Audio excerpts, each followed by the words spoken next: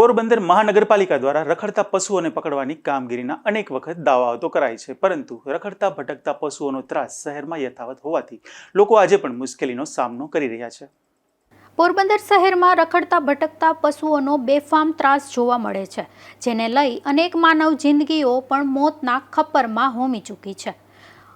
અનેક લોકોને ઈજાઓ થઈ છે। ત્યારે આ મામલે પશુ પકડવા અંગે અનેક વખત રજૂઆત કરવામાં આવી છે। ત્યારે મહાનગરપાલિકા દ્વારા શહેરમાં જાહેર માર્ગો ઉપર રખડતા પશુઓના કારણે વાહન ચાલકો તથા રાહદારીઓને કોઈ પણ પ્રકારની અસુવિધા કે અકસ્માતની શક્યતા ન રહે તે હેતુથી રખડતા ઢોરને પકડવાની કામગીરી સતત હાથ ધરવામાં આવી રહી હોવાના દાવા તો અનેક વખત કરાયા છે, પરંતુ તેમ છતાં આવા રખડતા ભટકતા પશુઓનો ત્રાસ દિન પ્રતિદિન વધી રહ્યો છે।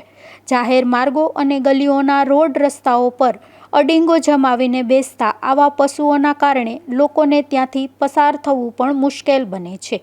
ત્યારે વહેલી તકે પશુ પકડોની કામગીરી તેજ બનાવવામાં આવે તેવી માંગ ઉઠી છે। નિપુલ પોપટ સાથે અશોક થાનકી, ગુજરાત ન્યૂઝ, પોરબંદર।